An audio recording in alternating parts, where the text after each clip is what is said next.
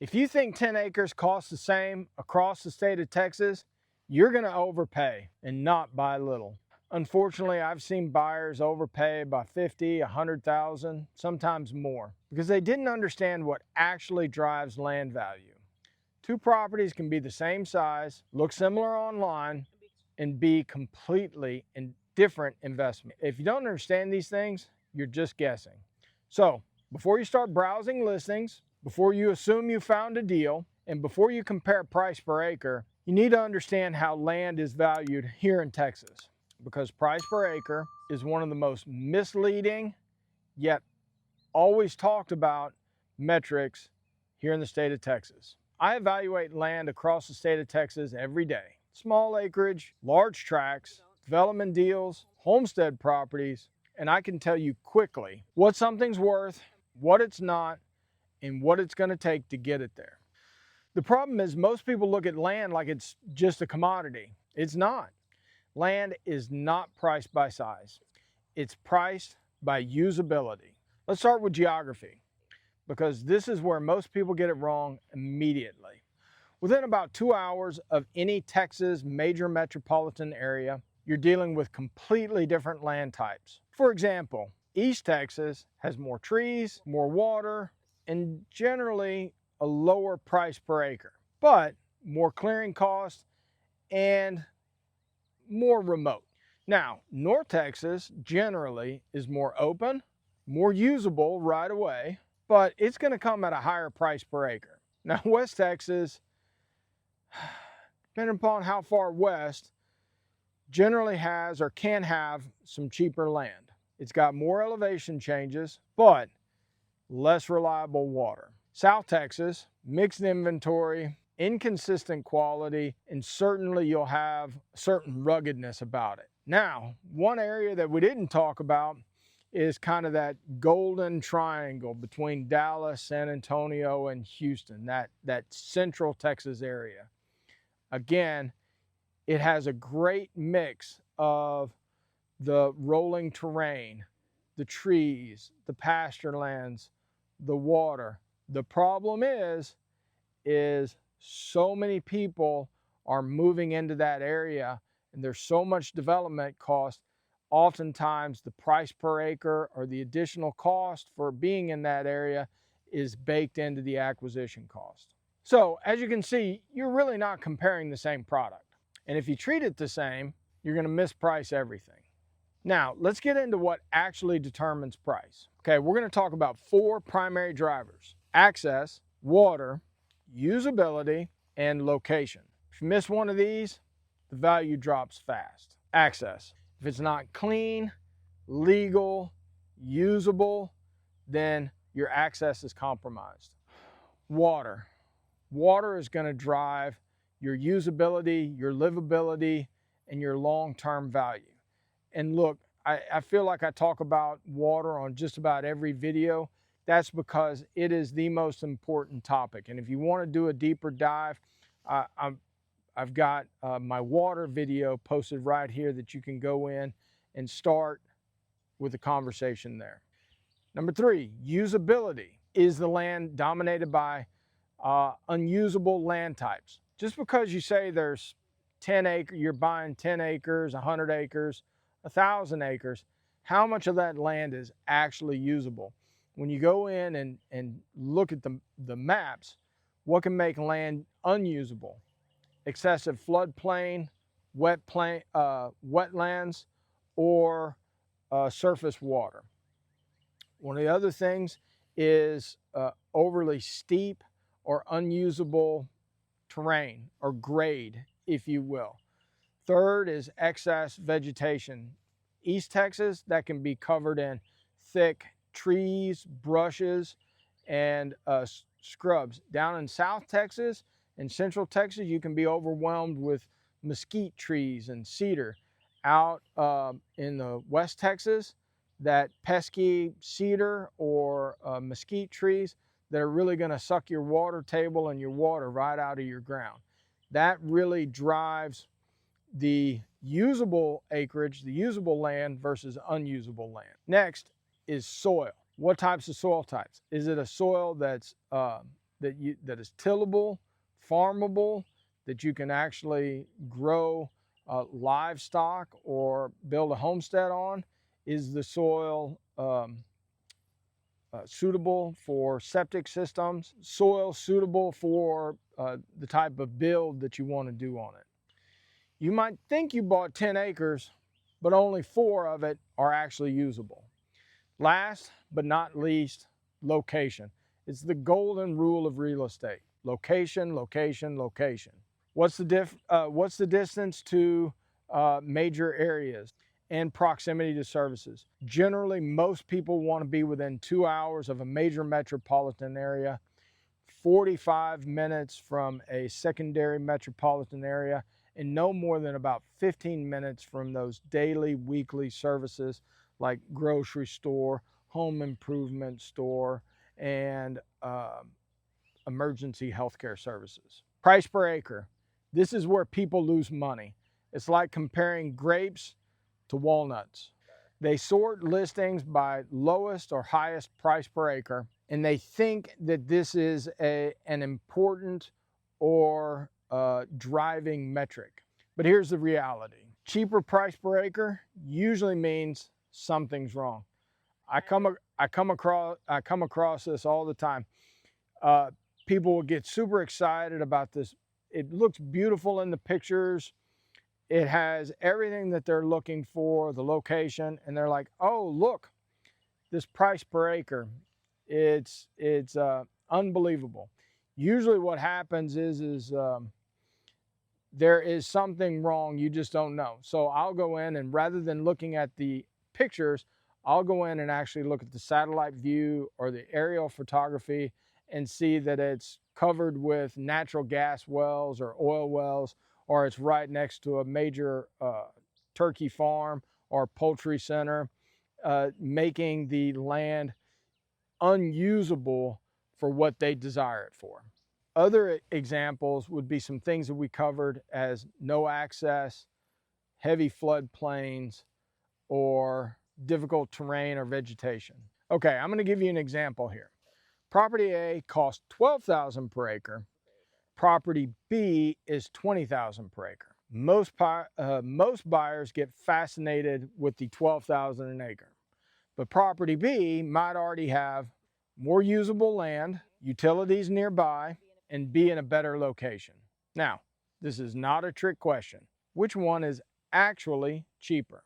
Now which one is actually cheaper? Now, okay, I've talked about this in a couple of my videos, but it bears repeating here. Had some clients, loved them, smart guys. They wanted to build the ideal family compound kind of in that south central Texas corridor between San Antonio and the coast. Smart guys. And this is a real world example. Came in, showed them, toured a property that had everything that they wanted in this legacy family compound, 2 brothers and their families. The tiny homes, the electricity, the reliable water, both the rural water and water well, the improved pastures, the fencing, cross fencing. They had all the water set up in the different pastures, so you could rotational graze your animals through and not have to move water from pasture to pasture, fencing. But they kept getting hung up on the price and the price per acre, and why that piece of property was so much more expensive than these other ones that they had found. And at first I was a little bit irritated. At first I was a little bit agitated that, well, like, for me, the answer was easy and obvious, but they challenged me on it, and I'm really glad that they did, because what I did was I took everything that they wanted in the property that they liked of the more expensive one, and did a cost analysis, how much it was going to cost, how much per foot of fencing, how much it was going to cost to clear the mesquite and the cedars, how much it was cost to plow and improve the pastures, how much it was going to cost to put in the electricity, the water, the roads, put in the tiny homes, the septic system, all of those things. And not only did it show that the other one was a better deal, but it was a slam dunk. It wasn't even close, especially when you factored in the amount of time they would have spent at least 3 to 5 years making all the improvements in it before they could start enjoying it as a family. And so they were not only way ahead on the cost, on the price per acre, but they were also way ahead in the amount of years it was going to take to turn that unusable land into usable land. All right, let's talk about the part almost nobody factors in. Improvement costs. Need to clear brush and trees? $4,000 an acre. Need to put in fencing? Golly, it can be, depending upon how much clearing needs to be done, anywhere from $5 to $15 a linear foot. Need to run electricity? $95 a linear foot. Need to dig a well? You're talking about anywhere from $15,000 to $25,000. Could be $8 if you don't have to go that deep. What about a septic system? Talking at least $8,000 to $15,000. And these are all 2026, 2025 prices. No, roads and access improvements. Okay, roads are going to vary wildly depending upon your soils, the availability of materials for it, how wide, how deep, what kind of curbing, but just your basic crushed stone road on a 155 acre property that I had priced out just this last winter in November was around $200,000 for one singular internal road loop cutting through a 155 acre property. Then let's talk about soils and drainage. Soil work can be everything from tillage, mowing, burning up or getting rid of bad grasses and putting in new, better improved pastures, or grading. You know, there's going to be times where you're going to want to put in a stock tank, depending upon the size. About the cheapest you can get a stock tank is about 20 grand in on it, if you can do it. And then sometimes you're going to have grading issues where in the middle of your pasture or the middle of your area, it starts to pool water every time you rain, and you have to bring dirt work in to elevate that out and to not have artificial or temporary wetlands in the middle of your usable pasture. So as you can see, that cheap 10 acre property can quickly become the most expensive one you look at. Let me give you a real world breakdown. Buyer finds 10 acres for what seems like a really good price. They think they've saved money, but $40,000 for clearing, $20,000 for road work, $15,000 plus for utilities, and unknown water costs. Now, they're in the deal for far more than they planned.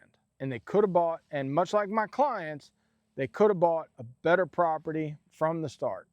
So here's what smart guys do different. Smart buyers don't chase cheap. They evaluate the total cost and time. They ask, what does this actually cost to use? What does it cost to improve? And what is my value going to be over time? Because land is not just a purchase, it's a project. Most buyers start here. I want the cheapest land possible. And they end up here. I want land that actually works for my dreams. So they adjust. They change regions. They increase their budget. They change their expectations. And you know what? That's just normal. I love land. It can be one of the best investments you make, but only if you understand and value what you're buying. Real world example, my own parents. I showed them a piece of property that was ideal, everything that they wanted.